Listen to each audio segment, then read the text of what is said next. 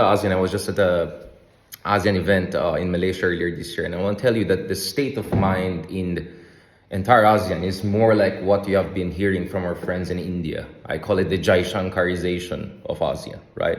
If you notice how India positioned itself as a kind of a superstar of multi-alignment, right? As this idea that, we may have shared values on certain issues, we may be the third largest democracy in the case of Indonesia, one of the largest, but at the end of the day, this is the global south. And in fact, one of the topics that kept on popping up in 2 days of conversation we had in ASEAN was BRICS. Everyone is obsessed with BRICS, which kind of made me feel I was in a crypto bro club, because for me, BRICS is just like Bitcoin, right? It only works so long as you believe in it, right? Because last time I checked, it's more about posturing, prestige. Prabowo loves it. A lot of regional leaders love it, even though we don't see much concrete developments really on the ground, even compared to the BRI, which for me was always more pledge trap than debt trap from a critical standpoint. So what you have, and probably this is where it's going to get sexy, is you have 50 shades of hedging as far as Southeast Asian countries are concerned in terms of how they can survive this new era of great power competition, as far as the US and uncertainties it brings to the table, as far as what we're dealing with China, because if you look at countries, for instance, like Vietnam, they're finding themselves in a really peculiar situation. On one hand, there's a massive domestic realignment in terms of the factions in power. I've lost count of how many presidents they have had in the past 2 years or so, something that is quite shocking for a supposedly single-party authoritarian system. At the same time, the Vietnamese are juicing it. The amount of investment that is coming from China and the kind of technology and high-quality investment they're getting is crazy. I was in Malaysia, and if you look at Johor, if you look at Penang, for instance, where Prime Minister Anwar is coming from, amazing levels of investments are coming in. And sometimes it's a question of, how do we balance all of these things coming in? And then you have countries like the Philippines, where our feeling is very different. Our feeling is, actually, we have the greatest potential. We're the fastest growing economy in the region.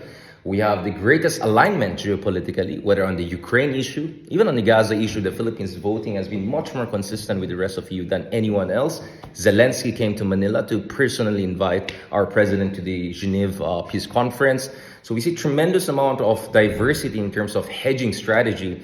But what is common is the hedging part. As we speak, Pete Haxett is in Manila right now, and I'm sure we can have a lot of jokes about the signal chat and security and safety, but we're also talking about whether our alliance will have the kind of steadiness and long-term trajectory that it was supposed to have per our engagement interface with the Biden administration. So in short, if you look at it, we are not in the same boat, but we may be in the same lake, in a sense of, as much as you have tensions in your transatlantic relations, we have our also uncertainties in trans-Pacific relations, although it's not of the same gravity and the same nature. Now, going back to the Philippines, as I said, it's not only the fastest growing economy in the region, it has fourth or fifth largest growing middle class in the Indo-Pacific region. Right after China, India, Indonesia, you're going to have the Philippines there. So that presents tremendous amount of opportunities. I was just looking at your numbers here, the amount of billions of dollars we could create if we were going to sign an FTA. And based on my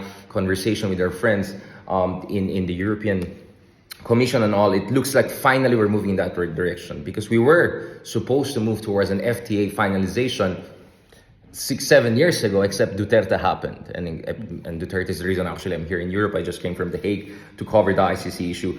But I think the FTA is now back on the table. And this time, I think the Philippines is coming back with kind of a vengeance, the sense that we have more alignment than ever. We have more interest in diversifying our market relations, and we have more interest in bringing in the investments and high quality investments from Europe. Last point I want to say is that the conversation we're having today, and having this conversation even with conservative and Republican leaning think tanks. I had a piece on the American Affairs journal recently. It's kind of a wonky journal that looks at what is going to be America's geoeconomic strategy. And one of the things that we're positioning ourselves as in the Philippines is, remember, Manila is closer to Taipei than any ASEAN capital. It takes me 4 or 5 hours to go to Jakarta, to go to Singapore. It takes me 1 hour to go to Taipei, right?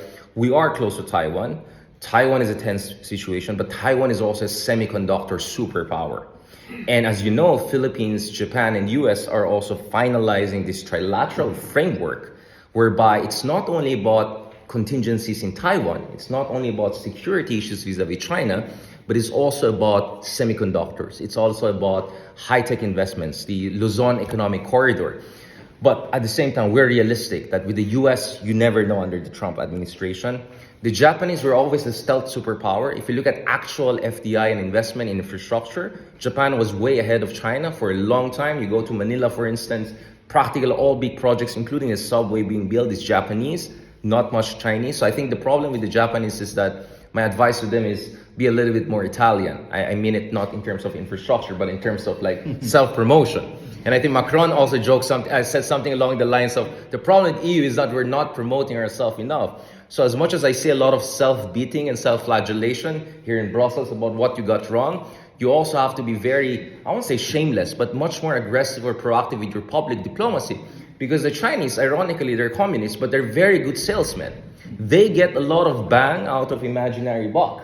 A lot of investment that never happened, yes. But in the public domain, they would think it happened. So they get points for that, right? So I absolutely agree with Ambassador that it's hard to compete with China, but part of that is also because you're not reminding people the amount of investments, grants, aid you bring to a lot of countries across the region. Indonesia is a complicated country. They're going through their own moments, just like India, rising power. They have their complications with you on the Gaza issue, among others.